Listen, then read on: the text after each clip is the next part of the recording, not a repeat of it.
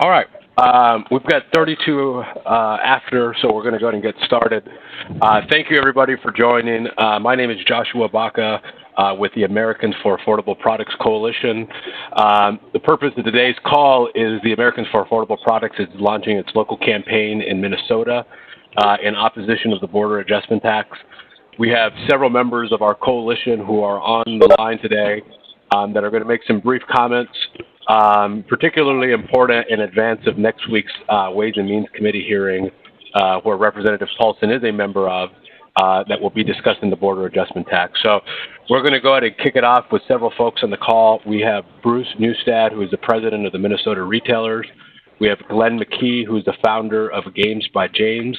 We have Julie McAdam, who's the chief financial officer for Madesmart Housewares. We have Isaac Reyes, the Senior Director for Government Affairs at Target Corporation, and Brian Dodge, who's the Senior Executive Vice President for Public Affairs at the Retail Industry Leaders Association. I'm going to actually hand it over to Brian Dodge, who's going to kick off the call and give folks a little bit of bigger picture perspective on what's happening regarding the border adjustment tax. Brian? Excellent. Thank you, Joshua, and good morning, everybody. Thank you for joining the call today. Joshua, as Joshua noted, RELA, my organization, is a member of Americans for Affordable Products, a coalition that's made up now of more than 500 companies. The one thing that unites that group, which is diverse, including retailers, manufacturers, and all kinds of other industries, big businesses and small businesses, is their deep concern about the impact that the border adjustment tax, a proposal by House Republicans, would have on their businesses and ultimately their consumers. We're really proud to be working closely with these other 500 organizations, and that number continues to grow. And among them are some excellent and great Minnesota companies, some of whom are on the call with us today. One thing that I want to make really, really clear at the outset here, everybody involved in this effort deeply is supportive of achieving tax reform. Pro-growth tax reform is critical right now. We have a once-in-a-generation opportunity to reform the tax code, simplify it, bring down rates, and make it more equitable for everybody. And the border adjustable tax stands in the way of our ability to do that. In fact, it's a poison pill and is delaying our ability to get pro-growth tax reform through. So we are working to make the case against this to lawmakers so we can move on to achieving tax reform. The border adjustment tax, I'm sure you're all familiar with the details of it, but it quite simply is a tax on consumers. It's a tax on consumers that will lead consumers to pay as much as $1,700 more for the products that they need so that certain corporations can operate tax-free. We think that's bad policy. My day job is representing the retail industry, where today we pay an effective tax rate of more than 36%, among the highest of all industries. So we understand the burden of paying high taxes. We're eager to bring down the rates, but we believe in equitable treatment and certainly not saddling consumers with higher costs so that some corporations can pay virtually nothing or perhaps nothing at all in perpetuity. So really glad to be a part of today's call, be part of this effort, and be with these great Minnesota companies today. Joshua? Thank you, Brian. We're going to go ahead and turn it over to Bruce Nustad, who is the president of the Minnesota Retailers Association. Bruce, the floor is yours. Great, thank you, and thanks everybody for dialing in today. Really appreciate the opportunity to talk about the border adjustment tax from a Minnesota perspective. I think we do hear about a lot of it on the national level, and hopefully today you'll get a good sense for how it impacts Minnesota retailers. So just a quick note about my organization, the Minnesota Retailers Association. We represent about 1,200 stores across the state of Minnesota in a variety of communities. Most importantly, we represent small mom-and-pop Main Street retailers, regional retailers that might have multiple stores, even maybe touching one or two states beyond Minnesota, and then some of the great national brands that we're all well aware of that are headquartered here. So this border adjustment tax is truly one of those issues that impacts each of those segments of retailers across Minnesota, and hopefully you'll hear that today, and I think that's just a great message to take away. This isn't a problematic tax that just hits one segment of the retail community. It really hits all of them. So you look at retailers here in Minnesota, and not only do they purchase products domestically, but they certainly import some products, and that's really important to consumers. So again, it doesn't matter which segment of retail you touch, there's a level of importing going on that makes this border adjustment tax very problematic. And as Brian mentioned, it's really problematic because in the end it impacts consumers. And I think arguably you can say in Minnesota today that although we hear about a growing economy, that economy is not growing at a rate that we would necessarily expect. And retailers, as you probably read in the news every day, are really feeling the pinch still. So the imposition of the border adjustment tax is really ill-conceived, especially from a timing perspective, would really slow our economy and ultimately increase the price of gas and groceries and clothes and even medicine here in Minnesota, right, passed on to Minnesota consumers.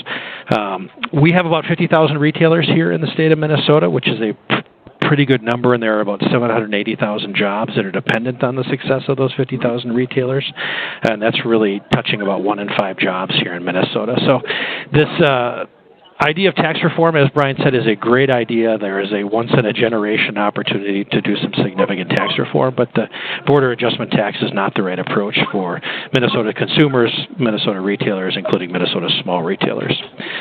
So with that, I think we'll save questions till the end. I'll turn it back over to you, Joshua. Thank you, Bruce. I'm going to turn it over to Glenn McKee, who's the founder of Games by James. Glenn, the floor is yours. Okay, thank you. Let me tell you a little bit about our business. We're a specialty store selling board games and puzzles. I'm familiar with this. Glenn, can I just interrupt you for a second? We're having a hard time hearing you. Can you just get maybe a little bit closer to the phone? Okay, is that better? Yes, sir. Thank you. Okay, so Games by James is a specialty retailer selling board games and puzzles. We're in the major malls. We don't sell any electronic games, just what we call real games, the kind where you play with real people face to face. We think that's a good thing. I'm actually not the founder. That was founded in 1978 by James Gabbard, the guy with the Gabbard furniture business. He eventually sold it and it became a franchise, and that's where I bought in 1988. Since then, the other franchisees and the franchisor have gone out of business. In our case, we're a family business. My wife and I have been running the business for 29 years, and my son is grooming to take over the business, hopefully soon. We've had our ups and downs, but now we have 50 employees, and we just opened up our 8th store in the Ridgeville Shopping Center. That's pretty good because back in 2009 we were wondering in this recession if we could even stay in business.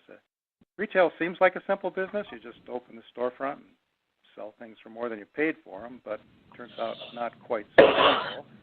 There's a lot of pressure with raising costs and government mandates and internet competition, especially in our industry where we're very cyclical. We make a lot of money in December and in November. I think you almost won the lottery. But then the rest of the year, we usually lose money. And then every once in a while, something hot comes along, like a Beanie Baby or something that gives us an extra boost to get us through the tough years. It's difficult for us to quantify exactly how a border adjustment tax would affect us because we don't manufacture anything. We don't buy containers of games from overseas. In fact, we rarely buy anything from suppliers outside the United States. However, we do buy from manufacturers and distributors who do make their product overseas. Out of curiosity, I called several of the Minnesota distributors and manufacturers and asked them about this border tax adjustments, and they're all very concerned. Many of them have their games made outside the United States, or at least maybe the components of their games made outside the United States. And they feel like any sort of an increased tax was something that would force them to raise their prices to the retailers. And, of course, if my wholesale price goes up, then my retail price pretty much has to go up, too. We operate a pretty lean machine, and there's not a lot of other expenses that we're able to cut. So we would have to pass those costs on to the retailers. And then because toys and games are really discretionary spending, we know that if we raise our prices, we could expect our sales would probably decrease to the point where we might have to even close some marginal stores. So we hope that the border tax adjustment idea is simply dropped. Thank you. Thank you, Glenn. Appreciate that. We're going to hand it over to Julie McAdam, who's the Chief Financial Officer of Madesmart Housewares. Julie? Hi. Yes. Thank you for inviting me to this call. I really greatly appreciate it because the border adjustment tax will significantly affect our company. Madesmart is in the business of selling organizing, bath, and kitchen products to the retailers. And D.V. McNally started Madesmart 21 years ago with the creation of a single innovative consumer product. Since then, Madesmart has prospered and grown, creating 24 new jobs in the process. And nearly all of these jobs would be lost if the border adjustment tax is imposed. The business D.V. created would be destroyed. The border adjustment tax will immediately make the company unprofitable. 84% of our products are imported from China. To remain in business, we would have to increase pricing by 33%. The consumer will just not automatically pay 33% more. We would instead see a significant decline in consumer purchases. Our products can't be produced in the USA profitably. We would love to manufacture in the USA, but simply cannot. Based on current quotes from U.S. factories, product costs would rise even more than 33%. That definitely won't create more U.S. jobs. The border tax, I believe, will not create jobs. I believe it will destroy them. Under either scenario, there would be significant price increases to the consumer. The consumer represents 2/3 of gross domestic product. Not only would the border adjustment tax be devastating to U.S. companies, it would be devastating to the U.S. consumer, and it would be devastating to the U.S. economy. I just don't see any winners here. That's it. Thank you. Thank you very much, Julie. And last but not least, Isaac Reyes, who's the Senior Director of Government Affairs for Target Corporation. Isaac? Great. Good morning, Joshua. Thanks so much. And I just want to agree with everything that was already said here today. We start with the very basics of the status quo is not okay. It's an unacceptable tax system that we currently are dealing with. As Brian Dodge mentioned, the retail sector has a really high effective tax rate, and Target is no different. Really, over the past decade, our effective tax rate has been, on average, right at 35%. So we want tax reform. We really want it done. It's urgent to spur investment, to grow the economy. Pro-growth tax reform is something that we've been advocating for quite some time. The problem that we have with the proposal that we're responding to is it's done on the backs of American families, and that's not something that we can support. We can't support a plan that will increase prices, that will put some companies out of business, that will raise tax rates so that some multinational corporations, profitable multinational corporations, can pay even less in their taxes. So, we want to get past the border adjustability tax. We really want to focus on the critical work that needs to be done to get tax reform completed. It will allow us to grow in the U.S. and allow us to invest in the U.S. And really, when you look at the footprint that we have in the state of Minnesota, which is why we're glad to be participating here today, we have more than 25,000 employees in the state of Minnesota alone. So it's great to have the coalition doing the work in the state. Really appreciate their effort, and happy to answer any questions. Thank you, Isaac. We're going to go ahead and open it up to questions. We don't have anybody on mute or anything along those lines. We're all friends and family here. So if you are on the line and you want to ask a question, just state your name again and the outlet you're with, and we'll open it up. This is Marty Moylan with NPR. What's your read on how the Minnesota congressional delegation, especially the Republicans, shake out on this?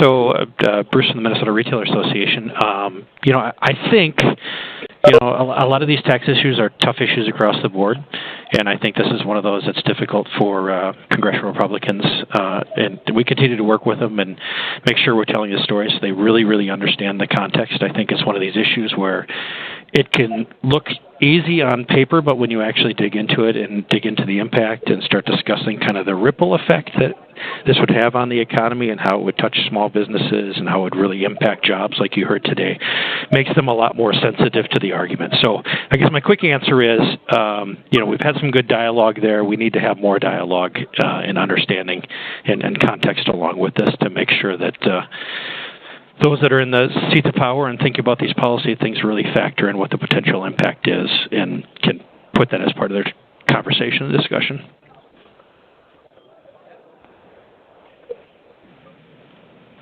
Anybody else want to add to that? Yeah, this is Brian. I might Star Tribune. Oh.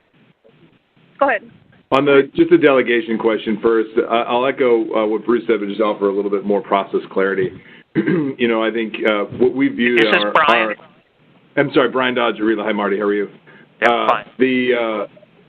The effort here is an education campaign, just as Bruce just noted. Generally our experience, not specifically talking about the Minnesota delegation, but broadly, the more that members learn about this issue, the more uncomfortable they become. And that's been our focus. As it relates to the sort of process point of my answer, obviously this issue will start in the Ways and Means Committee, and there's one important member from Minnesota who's on that committee who has, to this point, been spoken favorably about the border adjustable tax, and that's Eric Paulson. And we will continue to communicate with him as the hearing underway right now on tax reform in that committee. And as Joshua mentioned at the outset, there's a hearing next week on the border adjustment tax itself. And so we have more opportunities to provide information to the delegation, to the broader conference, and we are aggressively doing so. This is Maya Rell with the Star Tribune. I was wondering if you could talk in more detail about exactly how you're going about the education campaign. Are you going to Washington? Have you hired lobbyists? Just what are you doing to really make sure the message is getting through to Representative Paulson and anybody else in the delegation? So again, this is Brian. I'm happy to take a first stab at it if others want to jump in. But, to what I just said a moment ago, this is an education campaign. And so the tools that we use in order to get to members are pretty conventional.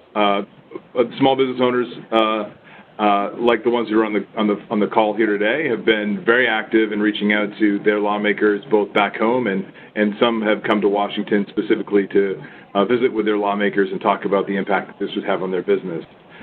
We have used tactics such as digital advertising to make sure that constituents and consumers understand what this proposal is, and if they're interested in learning more and getting engaged, that they have the ability to do so. And of course, my organization, as with many of the 500 others, do have a regular advocacy program that we've been able to utilize and point towards this.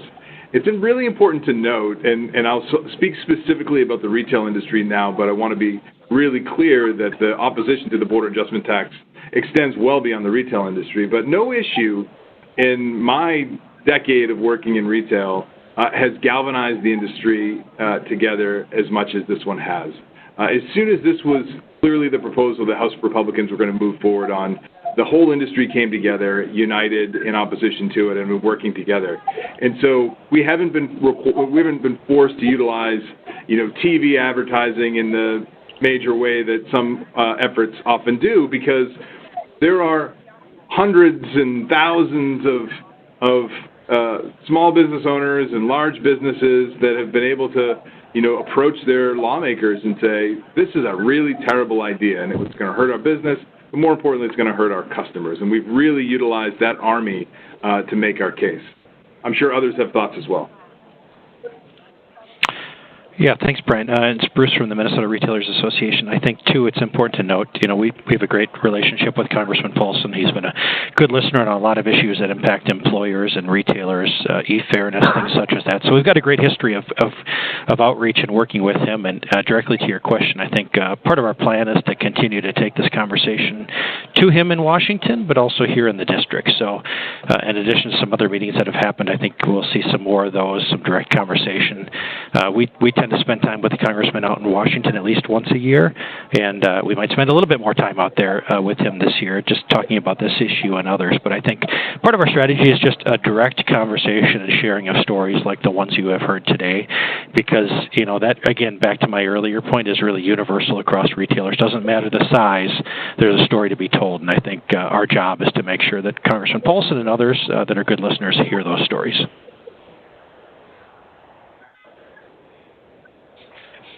Other questions from anybody?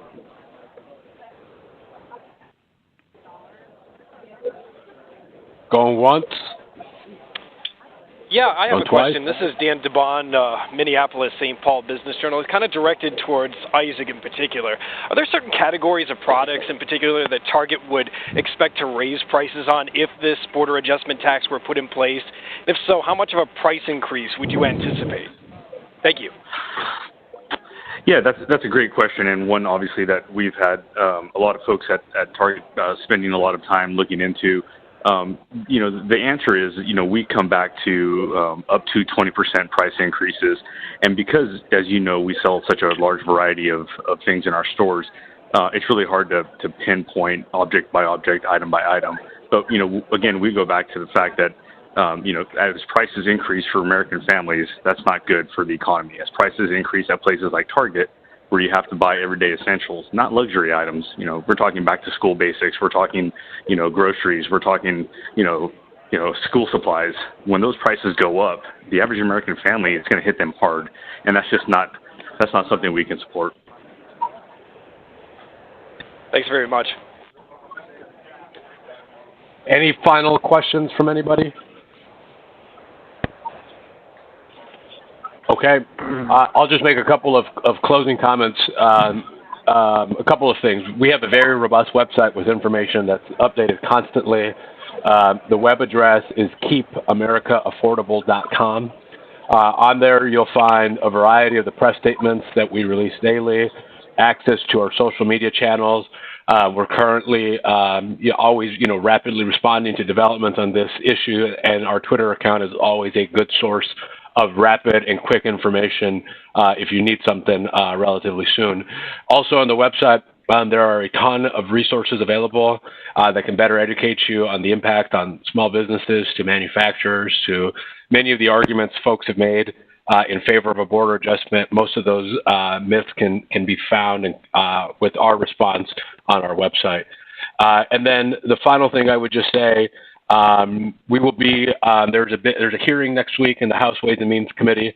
Obviously, Representative Paulson is a member of that committee. We will be issuing advisories and making folks available for any comments following that hearing. So everyone is on this call is obviously on our press list, so we'll make sure you're aware of that in advance. If you need anything press-related, you could always email our press inbox at press@keepamericaaffordable.com, or you can email me directly, joshua@keepamericaaffordable.com. I want to thank everybody for joining today and hope everybody has a great Thursday morning. Thank you.